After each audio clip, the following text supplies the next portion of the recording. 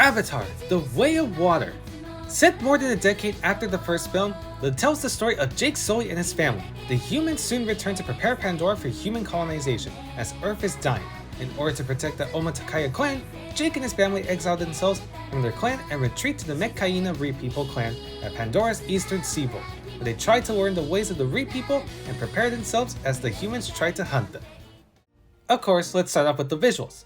They are really colorful. To me, it's a huge step up from the first film. The colors are extremely bright and vibrant. The designs and world building of Pandora is genuinely gorgeous to look at. And overall, it's just really cool to see how much Pandora can be expanded in this huge world. The acting was really good and everyone gave it their all with their performances, delivering both a unique, emotional, and well-put execution for their characters. Sigourney Weaver as Kiri, who is Jake's adopted daughter, was the standout role for me. She did an excellent job in her role. The musical score done by Simon Fraglin was simply beautiful to listen to. Listening to it in theaters really transports you to the world of Pandora. Much of the rhythm of each piece of music fit the surroundings and scenes that play out in front of you very well, executing pieces of music that sounds very magical. The action is quite possibly the best part of this film. The climax is one of the best scenes in the film, and the first Avatar movie had a great action-packed climax, and The Way of Water didn't disappoint here. Much of the action in the climax is intense, exciting, entertaining, and of course for some, it'll be emotional as the battle dies down. You'll see how sacrifices will be made in these battles, but the entire part was just really fun to watch and a great change of pace from the overall slow story. Speaking of which, now the story. This is by far the most disappointing aspect of the entire film. Simply put, it's extremely repetitive. I went to see this with my dad and he summarized the story perfectly. He says the story felt like if they basically rebooted the entire series. That's how the story felt like to us. It's like if we were watching the first movie all over again, just now we're in a new location. The humans and Na'vi are battling it out again. That was basically the main plot of the first film. Nothing new was really added except for, the new clan that was introduced and the new world building of Pandora. Everything else, it just felt very repetitive. And much of 1 hour of that film was Jake's family trying to learn the way of the Re People, which was just a complete waste of time.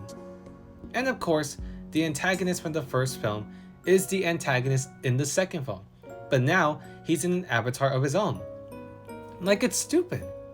I genuinely thought we were getting a new antagonist for the sequel, but after hearing the original antagonist was going to be the villain for that sequel, it made me question, but why? Why does he have to return again? You expect a story that should be new, original, as well as adding more ways to expand the beautiful world of Pandora. And while they did add more of that world, they forgot to come up with a better story than just repeating what you did exactly in the first movie. It's repetitive. And to me, that made my experience with this film hugely disappointing. As of now, Avatar: The Way of Water received very positive reviews from critics and audiences alike, praising the visual effects and technical achievements, although some criticized the plot and lengthy runtime. So, what are my thoughts? Sadly, and in the nicest way possible, this was simply disappointing for me. The story itself completely ruined my experience, but that doesn't mean the movie was bad. The acting was great, the musical score was beautiful, the visuals were gorgeous and a huge step up from the first film, and the climax in action was exciting and entertaining to watch.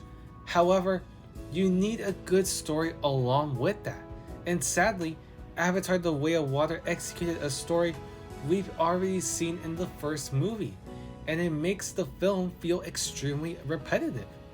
Of course, some people don't care about that. Some just want to see more of Pandora or more action, and well, that's fine.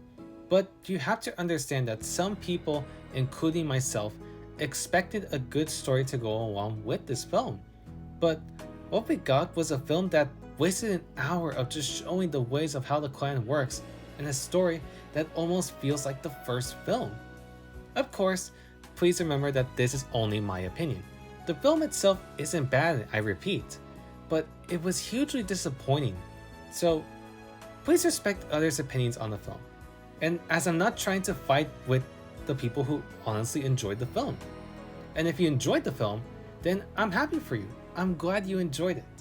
But just remember that not everyone is going to have the same experience like you had. We all are going to have different opinions on the film. Whether if it's good or bad, we have to respect each other's opinions.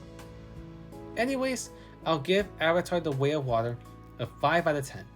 It was sadly disappointing for me and not worth the wait, but I'm sure there will be others who will enjoy this film as much as others have.